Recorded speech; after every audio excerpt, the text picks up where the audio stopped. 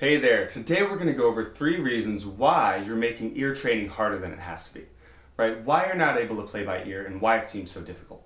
So if you don't know me, my name is Corey Lennox. I'm a Berklee College of Music alumnus, piano teacher, and I specialize in teaching people to play by ear. I want you to be able to just listen to your favorite songs and go play them, to have that freedom and confidence. So, let's get into it. Oh, there's my dog groaning in the background if you heard that. But let's get into it. So the 3 reasons why you're making things more difficult. Well, number 1, what a lot of people do, the biggest mistake I hear, is that they guess. Okay, so you can kind of use guessing a little bit. Like, this is something where occasionally that can help, but it should only be like 5% of your strategy, okay? So I see little kids all the time who actually, and I teach kids, I teach adults, I teach seniors and teenagers and everybody. And the kids are often the bravest. They'll just go and they'll guess and they'll really want to figure out a song. So I like the confidence. A lot of adults kind of lack that. But the problem is, if I guess, I'm always going to be reacting. I'm never going to be proactive. It's going to be, well, that sounds good, and then that didn't sound as good, and maybe this note's right. And then you can also really get yourself into a rut too. So let's say I want to play, Perfect by Ed Sheeran. So I might go like, dancing in the dark with you, but like, I have no idea, right? If I'm just guessing. So that's a problem, because I'm going to get frustrated. Every note's a battle. I have no context or framework from which to like make this easy. So the solution is not to guess. You've got to get out of the guessing game. You have to actually guess within a scale. If you're going to guess at all. I actually don't think guessing is usually necessary, but if you're going to have a scale and have a framework. So if I know the key the song is in, for instance, this one's in the key of A flat, now I've got the notes that the song is going to be in. It's some version of these notes. Dancing in the, and maybe I mess it up. Dancing in the dark, dark. But then I'm able to correct really quickly without losing my place. Dancing in the dark with you between my arms, just walking down the scale. It becomes so much easier. It becomes so much easier. It's crazy. So you really do have to know your scales a little bit, and if you are going to take the guessing route, that's what I want you to do.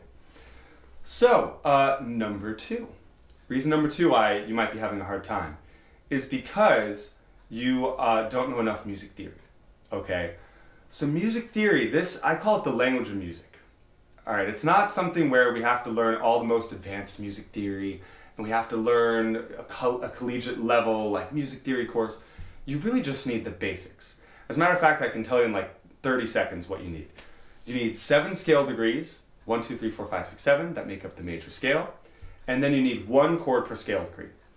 80 to 85% of everything you're going to hear in every genre is going to fall inside that framework. And I've actually studied this. I sat down with a list of like 40 songs from pop to EDM to jazz to classical. And yeah, it was something like 80% of it was inside the most basic version of that music theory framework. And there are more advanced concepts, obviously, but the vast majority are the basics. And we also have to start with the basics before we get fancy. So what do I mean by this language of music? I just sort of threw that out there quickly. Well, 1, 2, 3, 4, 5, 6, 7, those are the scale degrees of a major scale. Now you might be asking, which major scale?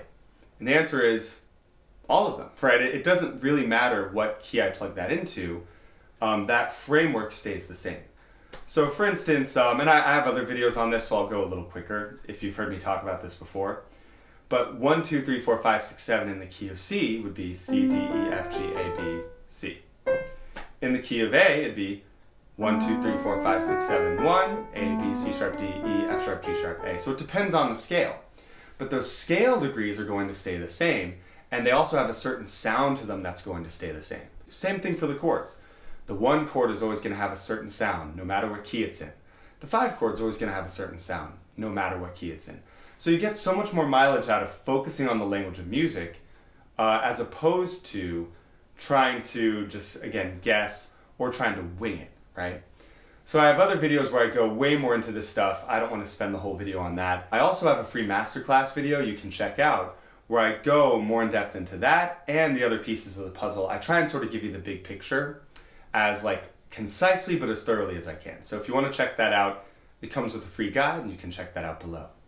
But for now, let's keep on going. So the third reason you might be having a hard time playing by ear is you might have poor tone muscles. You might have poor ear muscles, let's say, okay? So this is, I think, something that people worry about more than they have to, but it's still a real possibility. So let's diagnose how developed your ear muscles are, okay? If I go,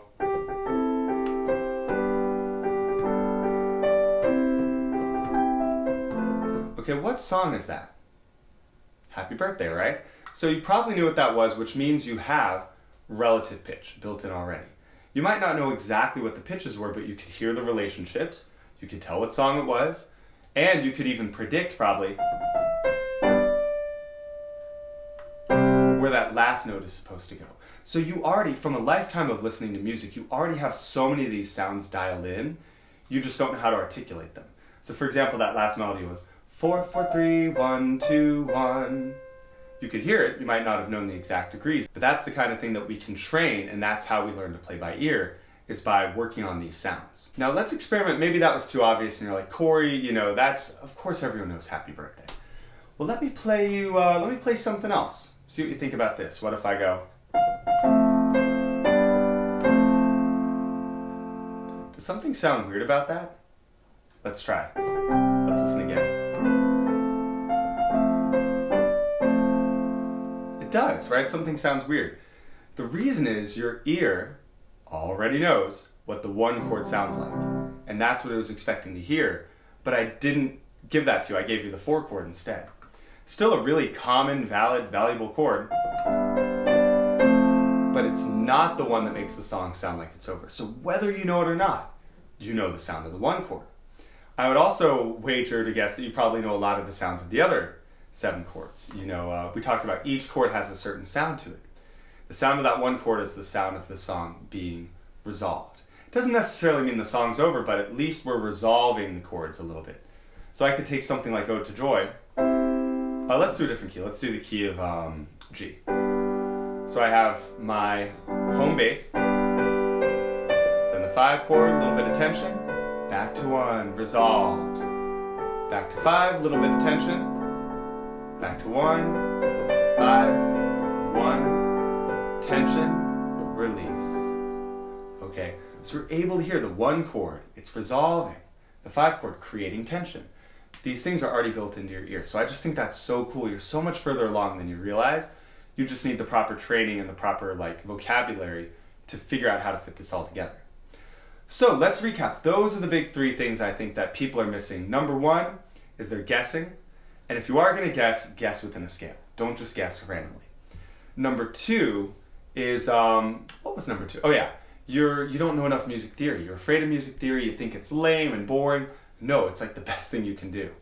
And then number 3 was you might have poor tone muscles, but you can work on that. And by the way, let me give you an exercise if you do feel like your tone's a little fuzzy.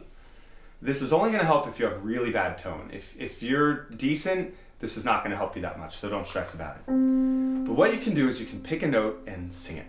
Okay, so I'm going to pick just a random note. Now that might be hard for you. As a matter of fact, if this is easy, then it's a sign that you don't need to do it. But if it's hard, let's say, I can't really land on it. That's a sign you need to be working on this. This is just to get us to baseline tone competency. So, and not to make you feel bad. I've worked with people who are at this level. I know other musicians who have as well. And it just takes time. And really, you might need someone there who can help you. If you have a friend who sings or a friend who's a musician, get them to do 10 minutes with you, helping you go, oh, no, it's a little lower, it's a little higher, and eventually,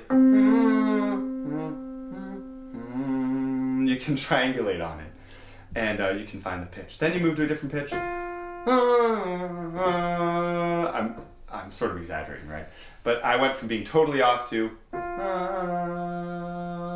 locking in. And by the way, if you want to go deeper on this stuff, I do have a full course where I walk you through my entire method, and I transform you from not being able to play by ear to being able to play your favorite songs just by listening to them.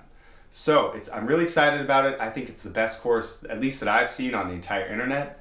And it also comes with the consultation call with me so that we're sure that you're on the right track and we get you what you need.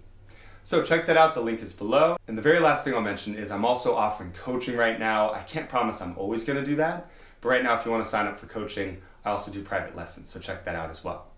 All right, thank you so much for watching this video. Let me know if you have questions, comments, if I made you angry with any of that.